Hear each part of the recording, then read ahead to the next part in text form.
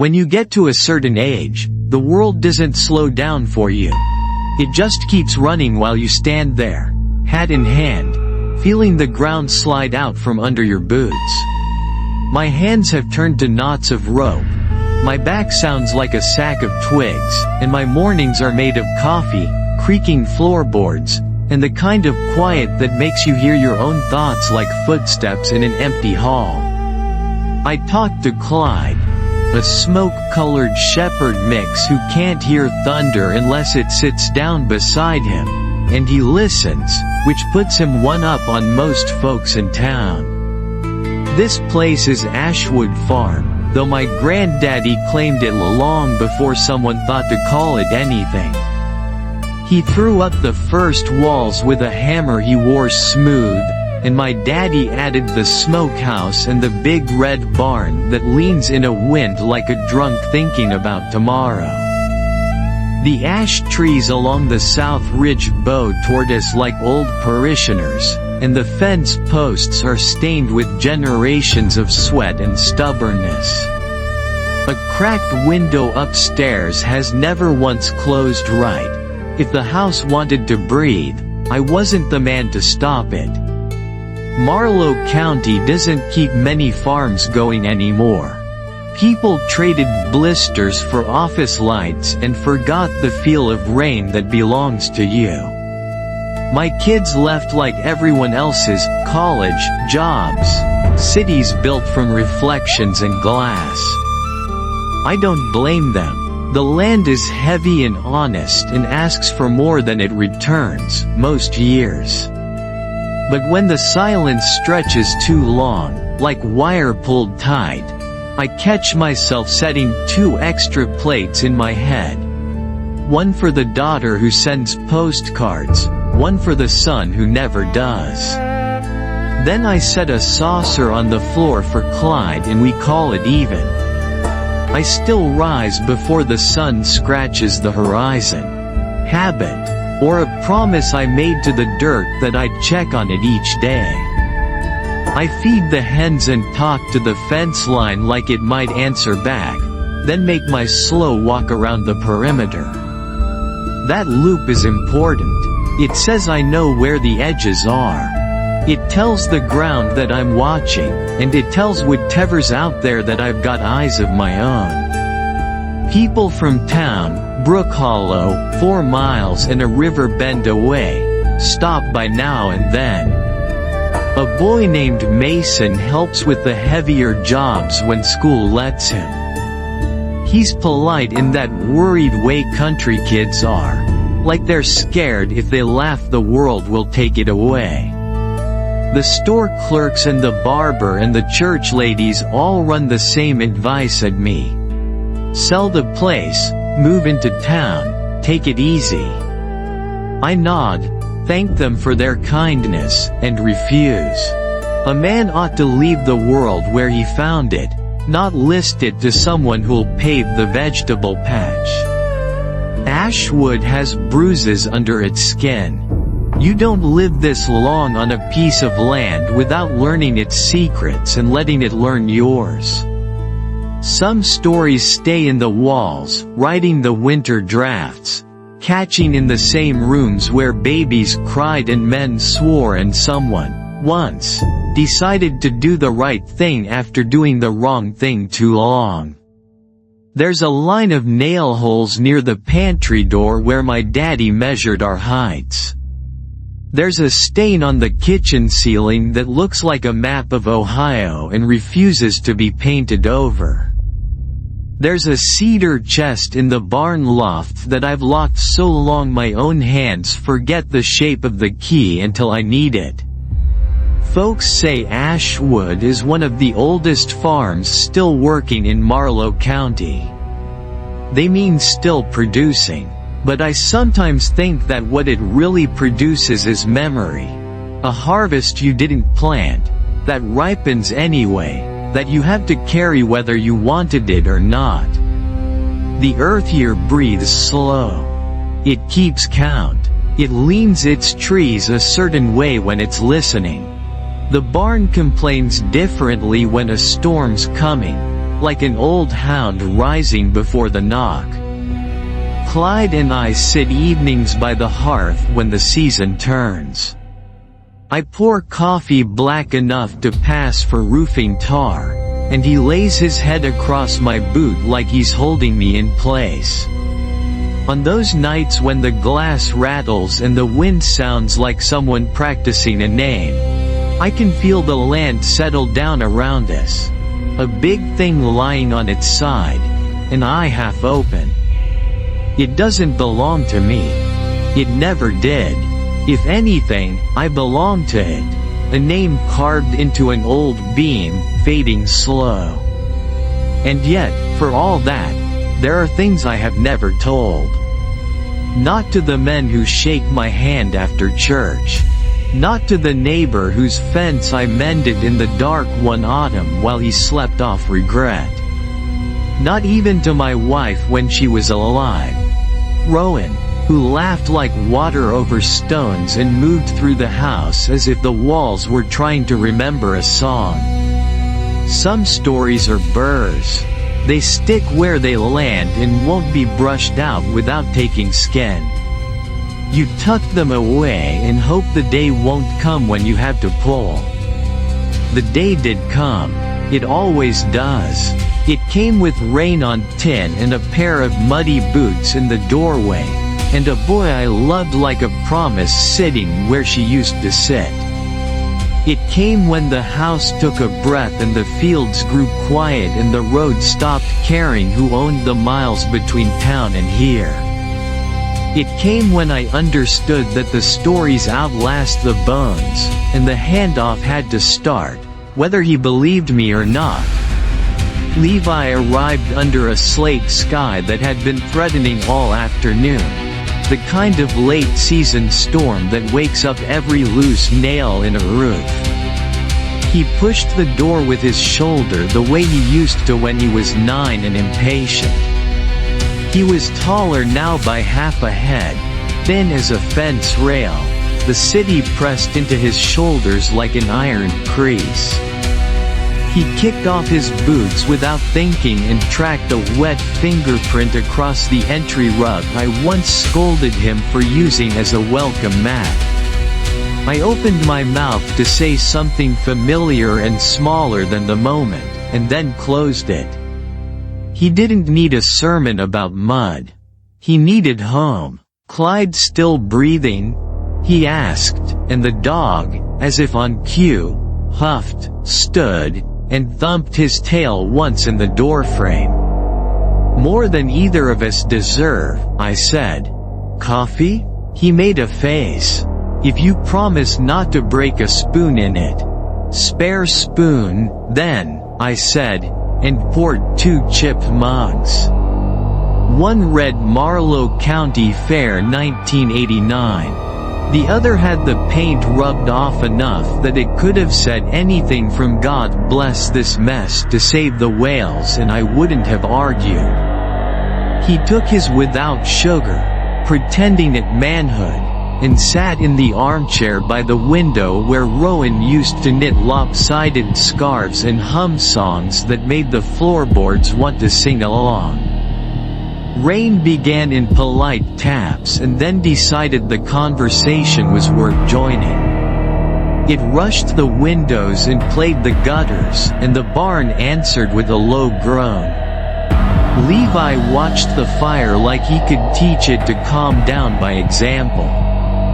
He has a stillness when he's thinking that I don't see much in boys his age. He doesn't fidget. He doesn't fill the air with words. He lets it get heavy and trusts the weight to make sense. You ever think about selling? He asked finally, eyes still on the coals. Every time I forget where the nail keg is, I said. And never. He smiled into the rim of the mug. I figure. There are moments in a life when the room narrows and the years fold up like a pocket knife. You can feel the hinge. That night was one. The storm pressed closer. The old clock over the mantel ticked with the same clean certainty it had the day my father hung it. The dog shifted into the sigh of someone who knows you're about to say the thing you've avoided. I stirred the fire and sat back. My knees made a sound like someone wringing a wet shirt. "You remember those summer stories?" I asked. "About the crow that liked mint candies and the dog who wouldn't bark at thunder?" He grinned. "I still carry mints. Force of habit. And the dog was smarter than the thunder."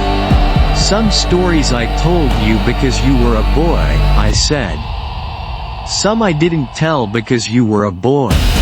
He set his cup on the end table Rowan had insisted we keep, a wobbling survivor of 3 generations of elbows. He leaned forward, elbows on his knees, that stillness sharpening. "All right," he said. "Tell me the other kind." I looked past him into the window that had turned into a piece of the night. The reflection made ghosts of us both. There's a mercy in storms. They give you cover to say hard things. The house leaned in, the way old houses do when the past knocks. In 1959, I began. Brook Hollow changed its mind about what kind of town it was. He didn't talk. He didn't nod. He just made room for the words and let me put them where they belong. First body showed up behind the mill road. Drifter. No pockets worth checking. Folks said it was a fight or a wrong bed or a bottle emptied the bad way. The second one erased all the shrugging. Clarice Dunn, 19, sweet as a church picnic. Daddy ran the hardware on Main. They found her behind street. Bartholomew's with a burlap sack over her face. When they pulled it off, she didn't have eyes. They said Eamon Hale did it. You remember that name? Levi shook his head. Of course he didn't. Time keeps what it wants. Schoolteacher, I said. History and English. Thin man. Good penmanship. Wore the same brown corduroy till it learned his shape. The sheriff pulled him in after a neighbor noticed he parked behind his house and came in late with mud clinging where no rain had fallen. They searched his place and found things in drawers a man shouldn't put in drawers. Eyes, wrapped in cloth, labeled in a fine careful hand. He confessed.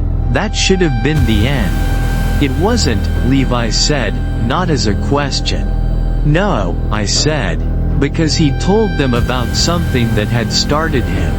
Out past our north line, in a stand of white birch that doesn't bend the same way as other trees, he found a neat square hole lined with stones smooth as river eggs. Inside, under a rotten hide, sat a little wooden figure 2 hands high. It wasn't a man, not exactly.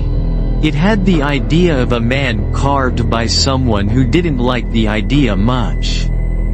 No eyes, just hollows where they should have been. He took it home because he couldn't think of doing anything else. That's what he said in his statement. That's what I believe to this day. Levi swallowed. The clock ticked like someone walking away.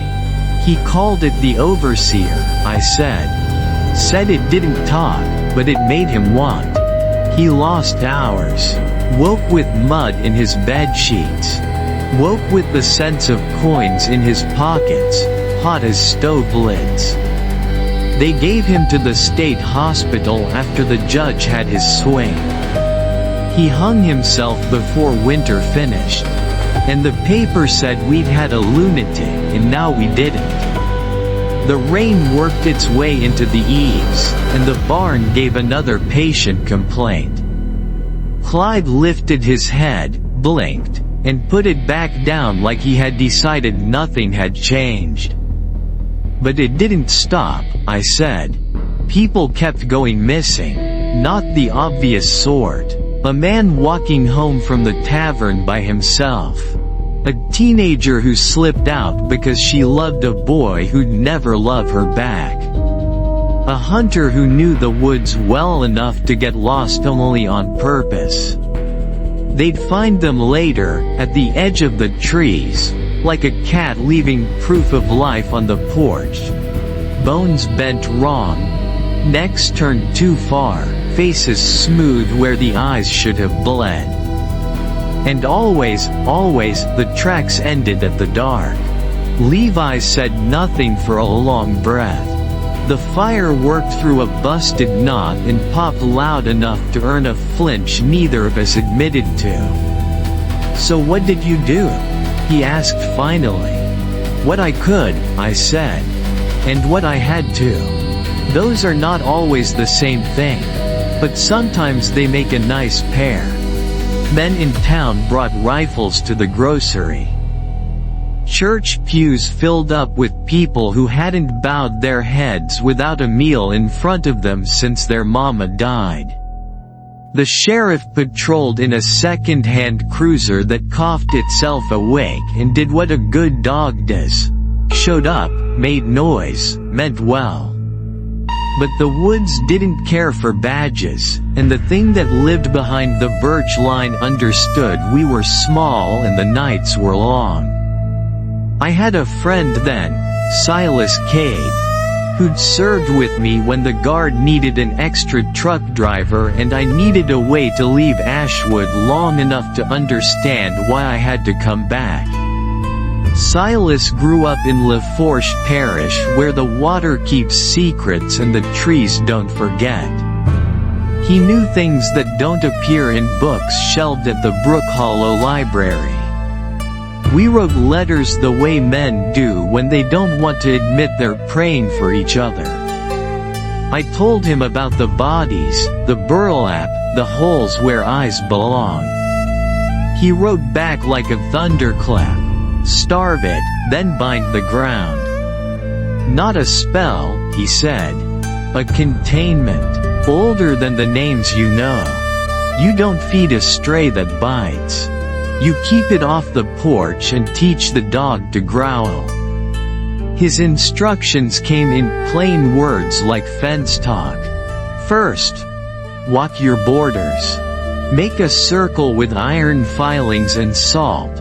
Iron to sting, salt to refuse. No gaps. No stumbles. If you miss one corner, you might as well draw an arrow and write "come on in the dirt." I didn't have barrels of filings lying around, so I made them. I stood in the shed with a file and a patience I didn't know I still owned, and I turned old nails, a dull hatchet, a broken hinge, and a lifetime of rust into a fine gray grit that burned my nose and settled under my fingernails. It took me 4 days to walk Ashwood proper. I followed fence wire, creek bends, ragged hedgerow, and the ridge line where the ash trees go to confer. I crossed the same ditch 3 times because the land cut's a joke there, and I answered it. I poured iron and salt in a ribbon, thin and unbroken, and I talked while I walked, not prayers exactly, but promises. I named what belonged to me and what didn't. I said out loud that a man gets a house, a patch of field, a woman's memory if he's lucky, and he doesn't get the woods unless the woods give him a loan. Silas told me to smoke the house. Sage in the corners morning and night until the walls took to it and my shirts smelled like yesterday's fire. Back then, sage wasn't stacked near the gum at the feed store. I drove 2 towns over and found an herb shop tucked behind a bait counter, and I paid cash to a woman who didn't write receipts. I lit the bundles by the stove and walked the room slow. The smoke moved like a hand over a worried brow. In the barn, The swallows watched from the rafters without fussing. I took that as permission. Then, the hard part. Wait one full cycle of the moon. Stay on the land. Keep your head clear and your blood clean. Don't break the circle. Don't spend the night anywhere else. Don't let anyone bring their fear inside your house. I slept light. I sat heavy. The days were long enough to teach me how to count. The nights were longer, and I learned other lessons. How silence has different sizes. How wind shows you where the world is thin. How animals know when you're lying to yourself. Some nights I heard a twig crack at the line and the hens would fall so quiet I could hear their hearts if I held my breath. Once I saw a tall shape that couldn't decide how to be a tree, standing still as a dare. It didn't cross. Nothing crossed. The circle did what circles do. It reminded the dark it was not invited. On the 30th night, Silas's letter told me, the land would want a token. Not a sacrifice to feed anything, that wasn't the point. A signature. I walked to the oldest ash on the south fence, the one that bends like a man listening close. I carried a knife I'd sharpened to the same angle my father favored, and a steel bowl used for slopping hogs before I stopped keeping hogs out of mercy for both of us. No words. No Latin pinned like moths to a cork board. I cut my palm and watched my blood fall into the bowl, thick and surprised. I poured it at the tree's foot and felt. What did I feel? Not the cinema version with the sky turning wrong. Not the hush people pretend means awe. It was as if a weight rolled off and landed further away, as if a hungry thing remembered a better kitchen. The air didn't change, but the edges did, and the barn exhaled like a man who had been holding his breath during a toast he didn't want to make. The killing stopped. The paper argued itself into sensible explanations. A lone madman and a flurry of cruel coincidences. The town spooked itself into seeing one monster wearing different hats. They wrote those phrases the way people stack sandbags, against the flood, not for the truth. Brook Hollow went back to ordinary fear. Crop prices, doctor bills, the wrong boy calling after 11. But I kept the line. I walked it every spring and every fall. I mended it when rain took bites, when deer cut clumsy paths, when a careless neighbor set a burn pile too close and missed the joke the wind was telling. Iron, salt, smoke, and a little of what makes a man a man. You keep the porch swept. You don't invite the night in for coffee. That's all.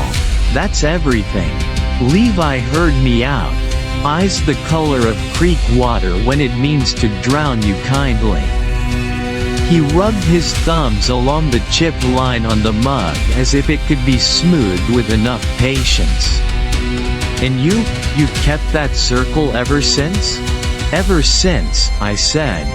Not because I'm brave, because I'm stubborn, and because I saw the other option. He nodded, and didn't ask what the other option cost. He didn't have to. Some arithmetic is written on a man's face long after the sums are done. You'd think the land would repay a man for drawing a hard boundary. Say thanks with an easy year, rain when you need it, corn that doesn't sulk. That's not how it went. In 1979, the sky forgot us. Spring came up mean and summer doubled down. By July the creek out back had given up pretending to be water and lay in the dirt like a snake's shed skin. The cattle drooped. Men at the feed store stood around with their hands on their hips saying, Well, like that could conjure clouds. Someone tried cloud seeding with a rented plane and a borrowed confidence. The plane made noise. The clouds refused the invitation. Fields cracked open like old paint. Grass turned the color of sorry hay. The mosquitoes left as if they had better places to be. Brook Hollow pulled its shade down early. The cafe stopped serving pie because no one had the patience to bake. The church put out extra folding chairs for prayer nights and learned, again, how to want without politeness. Through it all, my rows of corn at Ashwood stayed shoulder high and green as a promise. It should have felt like rescue. It felt like a question I didn't want to answer. The first child I saw came just before dawn, where the field meets the lane. She stood barefoot on dust that would have bidden me, dress hanging straight as a curtain in still air. Her hair lay flat, like the wind had forgotten her. She watched the house with a patience older than chores. When I stepped onto the porch, she turned her face toward me and I saw the eyes, black, lid to lid, no whites to show whether the sun hurt her. Not bruised, not empty, filled with something that wanted out. "You lost?" I called, gentle as I could. The hens went quiet, as if they knew how to listen. She didn't answer.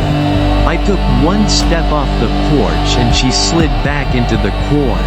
Not scurrying, not frightened, just gone, like a coin dropped between floorboards. Heat can make a man see things. That's what I told myself until I started hearing the same story told in different kitchens. A mechanic's wife saw two kids with hands clasped, standing by the wordless billboard outside town at twilight. A farmer on the East Road swore there were three little faces pressed to the church windows during Sunday evening hymns, black eyes blinking with the rhythm like they were learning the song. A waitress put her Chevy in a ditch and swore there'd been a small boy beside the diner's back door, waving like an undertaker. They never spoke. They never came closer than a maybe. If anyone tried to reach them, they would step backward into the stocks and become geometry again. The sheriff wore thin driving out and shrugging back. The minister wore thinner, telling people that fear had a way of setting its coffee on your porch and overstaying. The only thing that changed the subject was the harvest. Despite the summer's cruelty, the corn grew thick, then thicker. I hadn't planted enough seed to justify the jungle that rose along my rows. Other fields in Marlow stayed stubborn. Stalks there had the look of men waiting on a verdict. But Ashwood shook off drought like a dog shaking creek water. Folks called it miracle, and smiled the kind of smile that hopes you don't notice it's a grimace. Then children in Brook Hollow disappeared. Not the black-eyed ones. Ours. A boy named Will from the little house near the bridge, last seen running after his dog. A girl named Ruth with a gap in her front teeth, gone between supper and the first firefly. The Whittaker twins, who argued like boxing refs and shared a bicycle because they couldn't agree on who got the seat. No struggle. No footprints worth a second look. No blood. No ransom. Just absence, neat as a clean cut. What the ground left instead were little dolls braided from corn husks. One for each child. Left where a mother would trip over it. On a porch step, on a windowsill, once in the Lord's collection plate like a dare the church didn't know how to answer. The dolls had stick arms and heads like buttons and no faces. They stacked themselves into a kind of museum of what not to forget. People brought them to me without saying why. Relief in the gesture, like they were putting down a bucket that had burned them. I locked them in the cedar chest in the barn loft, the one with the brass latch that still shines if you wipe it with the hem of a shirt. 27, last I counted, each a weight without a scale. The sheriff organized rows of volunteers, men and women walking the fields shoulder to shoulder. Dogs panting like they knew the blame would find them first if they failed. A helicopter came once and the whole town stood out in the yards and stared up like it might drop common sense on us. Nothing. The corn moved the way it moves for the wind, twitch, shiver, whisper, and then forgot every footstep it had held. Eventually, people did what people do. They stopped searching out loud and started searching in their heads for explanations they could fall asleep beside. After my father died, I cleaned the attic like a man who thinks dust can be reasoned with. Behind a wardrobe panel that had no right to budge, I found his journals wrapped against time. At first, they were weather notations and planting dates. Then the handwriting shrank and started whispering. He wrote about a bargain made before names, the kind no one signs, the kind that lives in the ground the way iron does, silent and sure. Bounty for youth, rain for something you cannot list on a ledger. The fields fed by lives too light to weigh. My father measured and found himself wanting. He let the years come and the corn stand tall, and he carried the guilt like a heavy coat in August. He believed the spirits of the taken didn't leave, that they rode the wind between the stalks and laughed in voices that had forgotten their bodies. He did not tell. He could not stop. He stayed alive and kept the rows straight. Some men do their best and it is not enough. I would not live that way. I couldn't unmake the old bargain. I don't think anyone can, but I could deny it a meal. I learned the language of refusal and practiced it every year after. Iron in the furrows at the last pass of the plow. Sage smoke along the margins. Salt at the fences where the wind goes sideways. I left baskets of the first harvest at the wood's edge, not to feed anything that demanded payment, but to say thanks where thanks were due. I talked out loud to the ones I could not see. Not prayers. Names, when I knew them. Regret, when I didn't. Brook Hollow stopped losing children. The dolls didn't multiply. The corn stayed honest, shorter, stingier, earned the hard way. That was a good pain. But on certain evenings, late in the season when the light turns the color of honey that's thinking of crystallizing, I could feel them moving a few rows in, like a game you can't join and wouldn't if you could. Little heads, little shoulders, stillness that was not peace. They did not come near the house. They stood where the field remembers. Levi listened with a steady face. He looked at the window as if the dark might press its forehead to the glass and fog it. I played in those rows, he said softly. I know, I said. I followed you with iron in my pocket and your grandma's rules in my mouth. He turned back to the fire. And no one in town knows? They suspect, I said. But suspicion is a coat people hang back up when company arrives. He nodded, then straightened as if the chair had told him to. All right, he said. Keep going. Love doesn't usually arrive like thunder. It doesn't burst through the door shouting its name or throw roses across the porch. More often, it slips in like evening fog, so soft you hardly notice it clinging to your coat. That's how Iris found me. Though Iris was the name she gave, and I'm not convinced it was the one she carried before. It was autumn, the kind of day when the woods glow copper and the air smells like dry leaves cracking under their own memories. I was hunting, though truth be told, I carried the bow less for deer and more to walk the edges of Ashwood without company. That's when I saw her, standing in a clearing past the creek, barefoot on pine needles sharp enough to sting me. Dress pale and thin, more silk than fabric, catching the dusk like water catches fire. Her hair was long and dark, the kind you expect to see tangled in river weeds, except it moved even when the air didn't. Her eyes, God help me, her eyes were green like spring had been bottled and saved just for her. No fear, no question, just calm. She looked at me the way an old oak looks at a fence, steady, unblinking, as if I were the one intruding.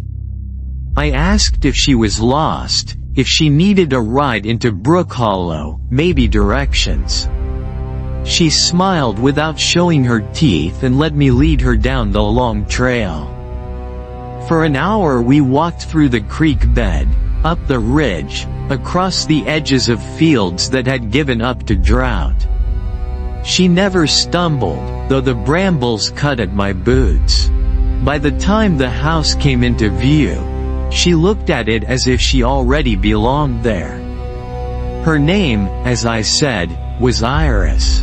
And from that night on, she appeared whenever dusk came heavy. Always barefoot, always waiting at the tree line like she'd been planted there. Sometimes she said nothing at all, letting me speak about the farm, about my father, about the ghosts I hadn't yet confessed even to myself.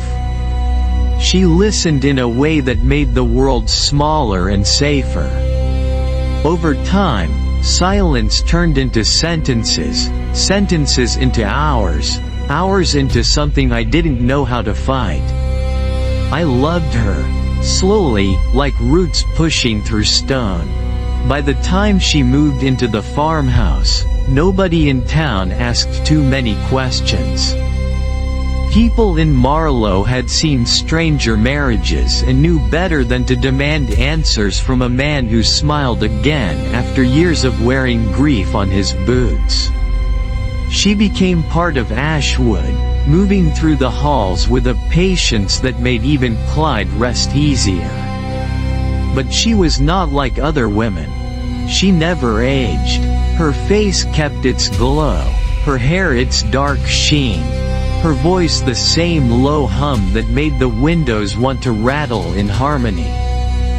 She spoke to animals as if they were neighbors instead of nuisances. Rabbits sat by her skirts without fear, foxes watched from a few feet away, and crows came down to the windowsill when she sang. Even Clyde, who growled at every stranger, leaned his heavy head into her lap from the first day. It took years before she told me the truth. One winter night, the kind where the moon lays its cold hand over the world, she sat across from me and said she wasn't human, not in the way I understood. She belonged to something older, one of the green ladies, once honored in whispers and offerings. Guardians of wild places, protectors of trees and rivers, spirits that people once thanked with bread and milk before forgetting them in the march toward machines and lamps. She admitted she shouldn't have lingered among people. Her kind faded when forests shrank. But loneliness is a cruel thing, and she had chosen me, stubborn, scarred, anchored to a land that listened. She said the land had called her to me, and she had answered. I should have been afraid. But I wasn't. I made a promise. I didn't care what she was, only who she was. From then on, our lives were bound by simple rules. No hunting for sport. No chopping old wood without need. No poisoning the soil for quick harvest. And each harvest, the first basket of corn, squash, apples, was to be left at the forest's edge in thanks. It wasn't worship. It wasn't superstition. It was respect. And it worked. The soil grew steady, not greedy. The woods stayed quiet, not restless. The air around the house carried a kind of peace. The kind that makes you forget for a moment what hides in the dark. Iris never asked for anything more than to be seen, to be loved, to belong. We built a life together. She baked bread that filled the halls with warmth, planted herbs that grew faster under her hands than they ever would under mine, and hummed songs older than Marlowe County itself. Years passed, yet she stayed unchanged. People whispered, but in small towns, whispers fade when a man looks content and pays his debts. And when our children came, she raised them quietly, tenderly. They never knew her secret. To them, she was just their mother, steady as stone, warm as bread fresh from the oven. And to me, she was everything. But I always knew, she was borrowed. And borrowed things always return to where they belong. Winter has a way of telling the truth. The leaves abandon their lies. The ground stops pretending it can be anything but hard. And the sky takes off its blue Sunday hat and shows you the gray it wears the rest of the week. That was the year I began to notice Iris moving quieter than usual, as if she were listening for a sound the house couldn't make. She would stand at the kitchen window so long the kettle forgot to whistle. Her eyes turned toward the ash grove on the western rise. When I asked what she was studying, she'd smile thin and say, "Weather," even when the air was still as folded linen. It wasn't illness. The body she wore never faltered. It was distance, like a song you know by heart but can only hum. She kept the rhythm of the house, bread on Thursdays, herbs cut and tied, Clyde's ears scratched exactly twice. But her steps grew softer, and the edges of her dress sometimes seemed to catch leaves that weren't there. At night, after the lamps were put down and the stove yawned itself to coals, she'd lift the latch on the back door and stand on the stoop barefoot, toes in frost, head tilted like a deer considering whether to trust a creek. She began spending hours in the grove. I'd find her sitting with her back to the oldest ash, fingers spread on the moss as if taking its pulse. Birds came and went without fear. Once a fox curled at her feet and slept as if she were a patch of sun. I wanted to ask the 1,000 questions men make when they're afraid to lose what steadies them, but love learns the shape of its own silence. I brewed tea. I kept the hinges oiled. I mended the fence where the wind had opinions. And I waited for her to speak. She did, one night hung with a thin moon. The house felt hollowed, the kind of quiet that sits across from you at the table and doesn't bother pretending it's company. She lit no lamp. I found her by the window, winter braced on the other side of the glass. "It's time," she said. No drama in it, no tremor. Just the truth arriving in its work clothes. I didn't ask, for what? In old marriages, questions aren't always roads to answers. Sometimes they're fences you put up so you don't have to see the field beyond. I walked to her and took her hands. They were warm in a way that wasn't heat. "Will you come back?" I managed. She looked at me with those green eyes that had made a decade feel like a day. "I never leave," she said. "But I must return. There are words that unmake a room." We put on our coats without speaking. Clyde stood and watched but didn't follow. At the grove, the ash trees leaned in as if to listen to their own history. Frost glazed the leaves. Our breath made small ghosts in front of us. She stepped out of her shoes. She laid her palm on the biggest trunk, the one that had outlived men who had forgotten how to count that high, and closed her eyes. "I chose you," she said, still facing the tree. "And this place chose me. We have kept each other. The bargain stands." "What bargain?" I asked, though I knew. "Not the old blood-fed hunger. The other one. The one built on restraint and thanks. That the land is borrowed," she said. "That you take with care, return with gratitude, and never turn the wild into a servant. Keep the edges honest. Feed what needs feeding. Do not wake what sleeps under stones. And every year, remember." She turned then and stepped into me, and for a moment the world was summer in January. The smell of crushed thyme. The hush of snow falling onto snow. "If your line breaks, if greed takes root, if men cut the old ones and poison the small waters, I will come," she said. And there was a flint under the velvet of her voice I had heard only once before. The night a neighbor fired a rifle too close to the creek and she walked into the dark and the dark stepped back. "As you," I said, pleading without meaning to. "As what I am," she answered. "Guardian, not wife." I wanted to argue with the shape of that word, to shave it down to something I could fit in a pocket. But the trees had begun to murmur. The weight timbered as when wind moves through it like a story told at the right speed.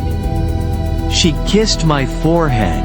No heat now, only a rightness that left space instead of taking it, and walked barefoot into the stand. There was no magic lantern show. No swarm of lights. Just the ordinary miracle of the earth doing what it knows.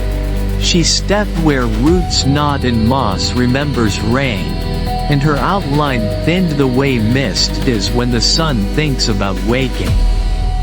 Dress, hair, hands, the edges opened, and where she stood the bark climbed in patient spirals and winter flowers no one had planted pushed up as if late for a promise. A scent rose, green, clean, the first breath when you open the door to a spring kitchen. And then she was not gone so much as translated. The grove felt fuller. The absence in me felt like a door propped ajar so light could move through. I stood until my knees told me that kneeling would be a better idea, and then until my bones told me to stand again. I said nothing out loud. That night I left the harvest basket early, though the year had no business being generous. A jar of summer peaches put up in a soft month. The last 2 apples the tree would admit to. A braid of garlic that looked like a rope someone wiser might have thrown. I set it at the old stump where we'd always set it, at the exact place where the boundary between farm and forest is not a line but a handshake. In the weeks after, the house remembered Iris the way wood remembers fire. Quietly, without smoke, in the warmth it keeps. The bread still rose if I sang the tune she used to hum off-key. The garden, abandoned to frost, held onto its green under the mulch like someone had tucked it in. Birds came to the sill even when there was nothing to offer but company. And when I walked the boundary with iron in one hand and salt in the other, the circle felt more like a conversation and less like a barricade. Her warning remained, not like a threat but like a tool hung where you can see it. I wrote it down in the kitchen ledger where we keep births and deaths and the years the creek froze hard enough for fooled children to test it. I told it to the children when they were old enough to carry it without dropping it, not in a voice that chases nightmares but in the tone you use when teaching a boy how to hold an axe. This side is sharp. Your life is on the other side. Pay attention. I kept the promises. I cut no tree of age without apology and need. I hunted only when meat was required and nothing else would do, and I thanked the animal with my hands before my mouth. I burned sage where the fence sags into the creek bend, and I left the first basket every year, even the hard years when first meant almost nothing. And in spring, some mornings when the fog sat low and friendly, the grove would hum so faintly I could have blamed it on a withered bee. I never did. Levi listened to all of this with the gravity of a man trying on a coat that once belonged to someone he loved. "So she's still here," he said at last, not asking. "She is," I said. "In every sense that matters. And if we forget, we won't," I said, though the truth is that forgetting is the one thing people do better than anything else. But if we did, the woods would remember for us. Loudly, he looked toward the west windows, to where the grove sits like a choir that chose not to sing this Sunday but could at any moment.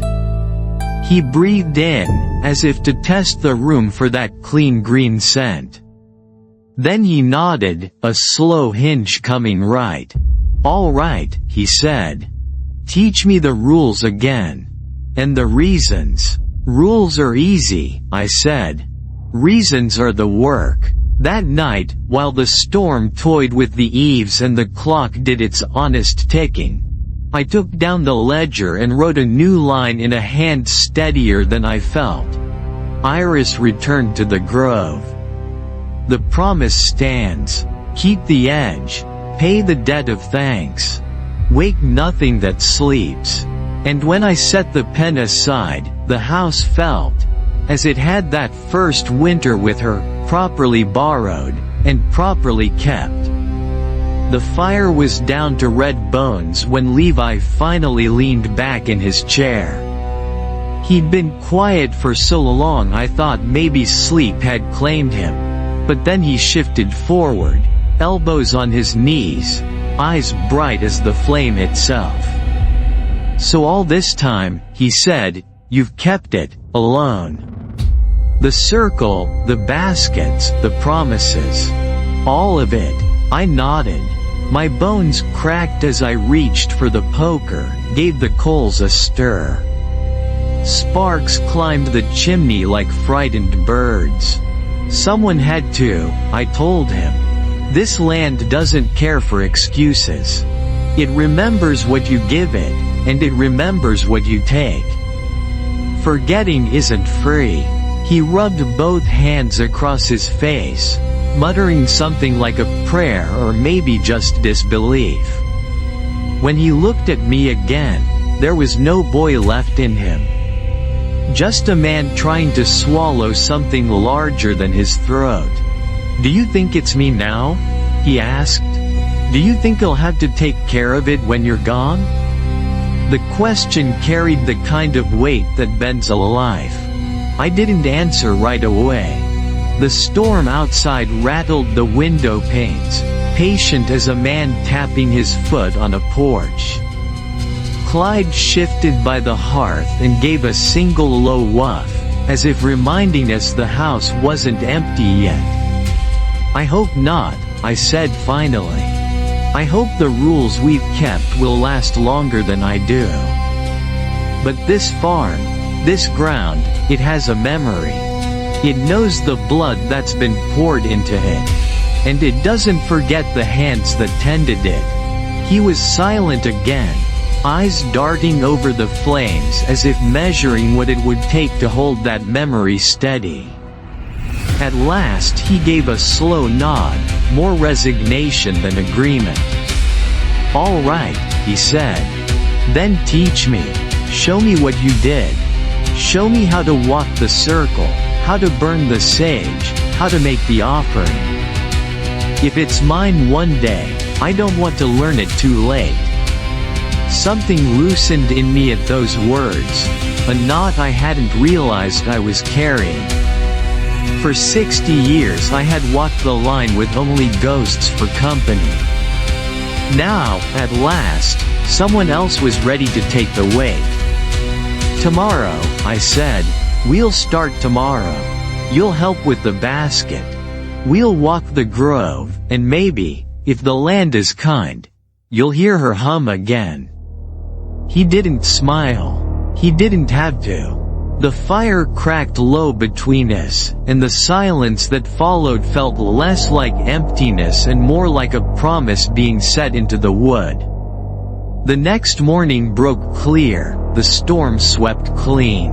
The sky wore a pale blue that looked borrowed from spring, and the fields glistened with rainwater sunk deep into thirsty furrows. We carried the basket together, apples, squash, the first braid of onions from the cellar, and set it at the grove's edge. Levi hesitated, the way a man does when he realizes he's standing at the threshold of something older than language. "Do I say something?" he asked. "You can," I told him. "But you don't have to. The land listens whether your words are right or not." He knelt, set the basket down. For a long moment he didn't move, just watched the trees bend in a breeze that wasn't touching the field. Then he straightened and looked at me. His face was pale, but his eyes carried the kind of awe you only see in church or in children staring at the ocean for the first time. "I heard it," he whispered. "What?" "A hum. Like someone singing under their breath." I felt the corners of my mouth tug into a smile. "Then she knows you." We walked the line after that, slow, careful, every step a lesson. I showed him how the salt scatters best from a high pitch, how iron filings should be laid where the ground dips, how the creek bend needs watching because water remembers differently than dirt. He listened, asked no foolish questions, and when the sun went down, he looked at the circle not with fear, but with recognition. That night, by the fire again, he sat straighter than before. No fidget, no doubt. Just quiet certainty. "I can't believe I used to think this farm was just land," he said. "It's never just land," I replied. "It's history, bargain, memory. And now it's yours to learn." He nodded once. "Then I'll learn."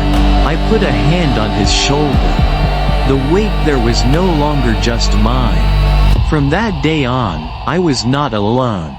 When the hens startled at shadows, Levi was already at the door with a lantern. When the grove whispered in voices that didn't belong to wind, he heard it too.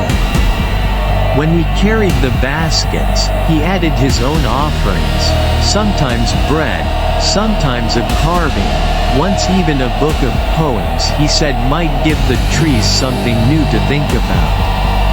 And though the house still carried its secrets, though the barn still groaned in its sleep, though the line still had to be walked, for the first time in 60 years the burden felt shared. The circle was no longer just mine. The farm breathed easier. So did I. Summer came slow that year, the kind that stretches out its mornings like a man unwilling to rise from bed. The fields stayed green, honest green, not the swollen bounty of cursed bargains, but the kind that cost sweat and mended tools. Levi worked beside me now, mending fence posts, splitting wood, carrying salt along the creek bend as if he'd been born to it.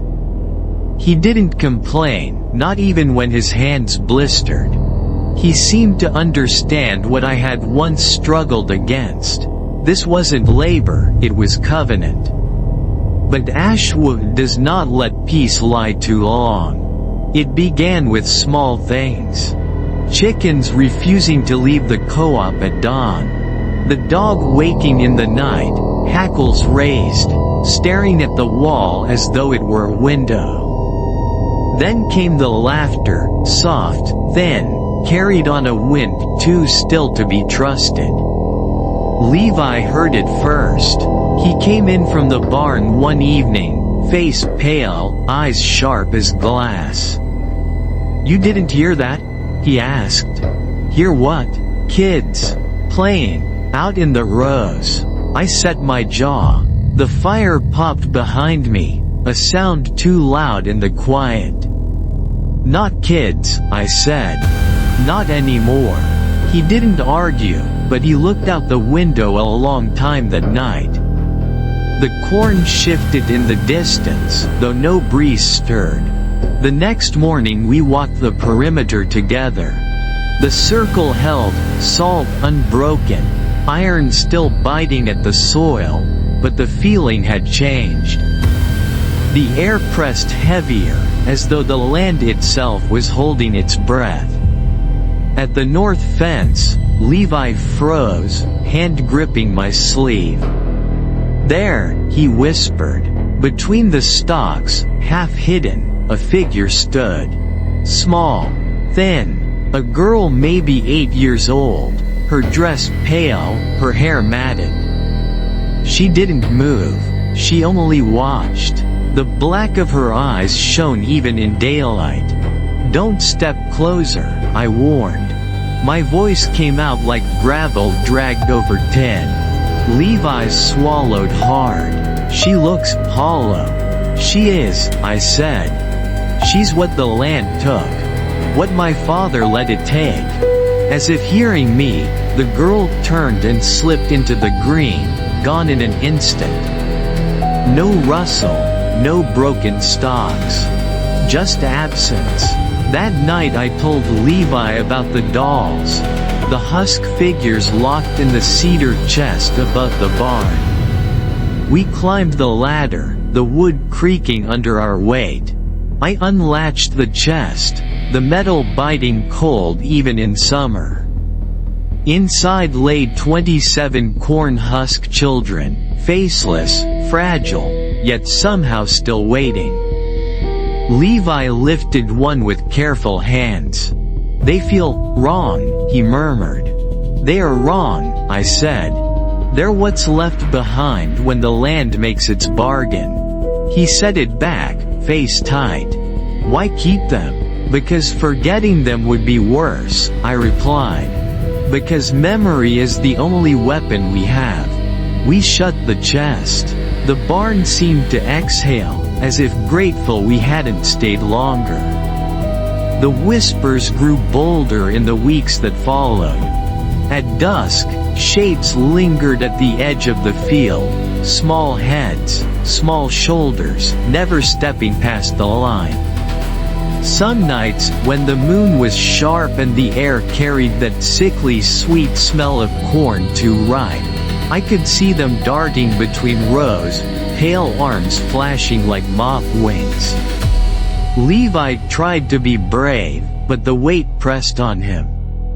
One night, after we'd finished salting the fence line, he asked, "Do you ever wonder if they hate us?" "They don't hate," I told him. "Hate requires being whole. They're fragments, pieces caught in the stalks. They don't want revenge. They want release. And can we give it to them? The question stung. I stared out at the dark fields, the corn whispering secrets it would never share. I don't know, I admitted. I only know how to keep them out. He nodded, jaw tight, as though holding in more words than he could bear. One night, I woke to the sound of humming. Soft, steady, almost familiar. I rose, crept to the window. Levi was standing in the yard, barefoot, staring toward the grove.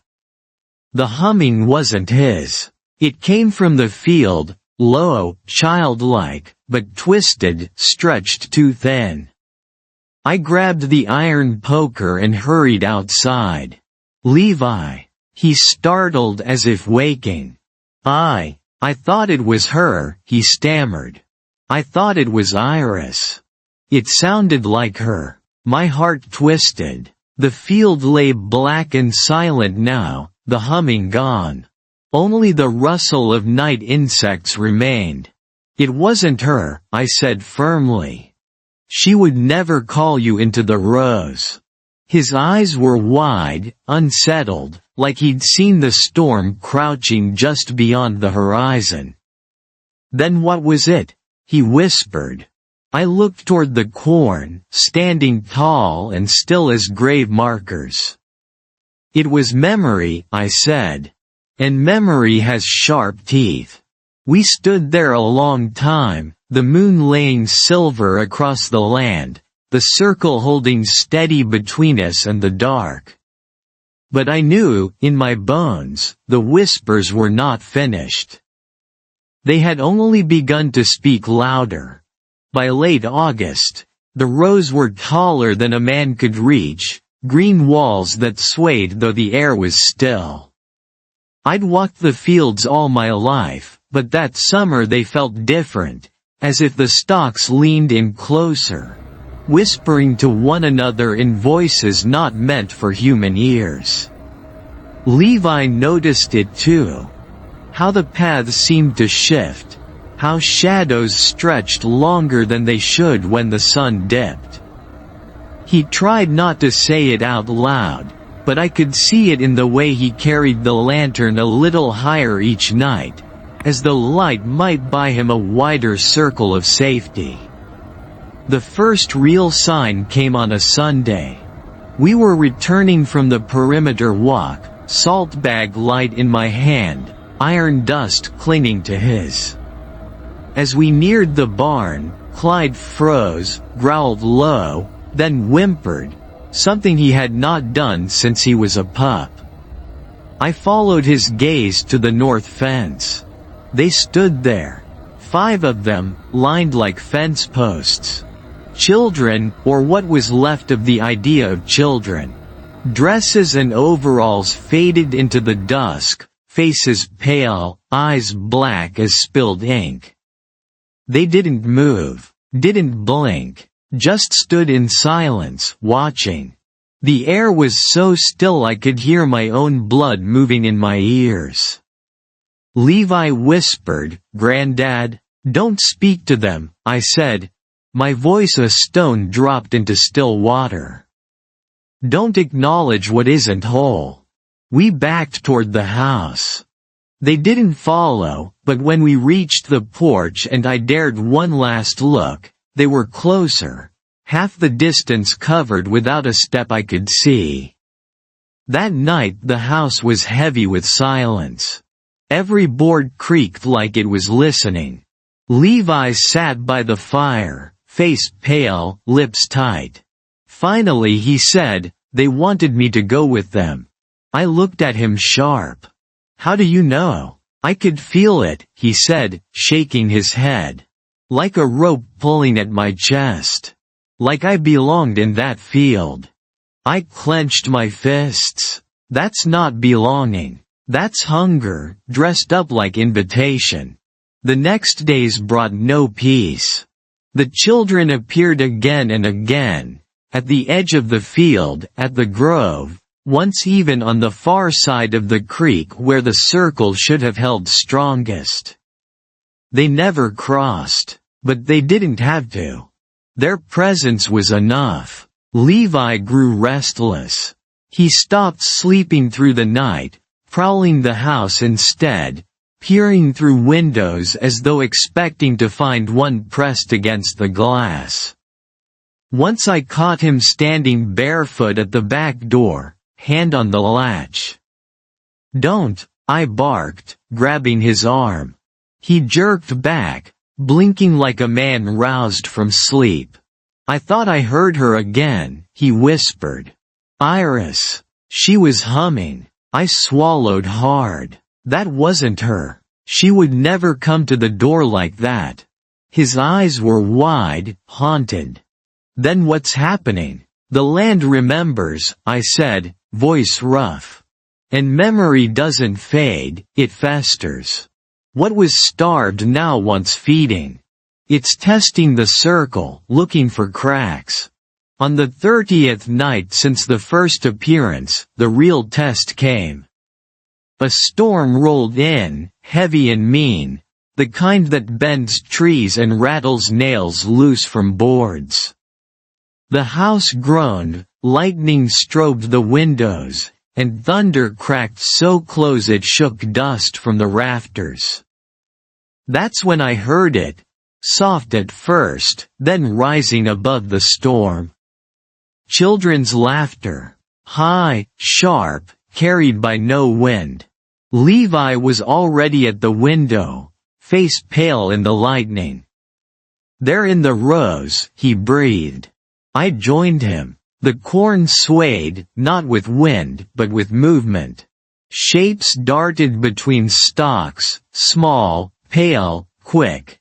And then they were closer, pressed against the inside of the circle.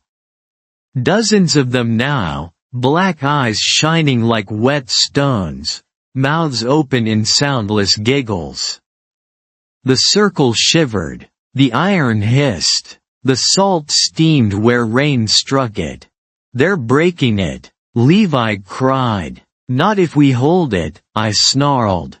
I grabbed the poker from the hearth, thrust it into the fire until it glowed, then strode out onto the porch. The rain struck like nails. I raised the iron high. The figures hissed, shrinking back, but not gone. They pressed again, a tide of hollow eyes and reaching hands. The circle held, but barely, the line glowing faint under lightning, then fading. Levi stood beside me, clutching the salt bag. "Tell me what to do," he shouted. "Walk the line," I roared. "Don't let the salt wash away. Keep it whole, no matter what."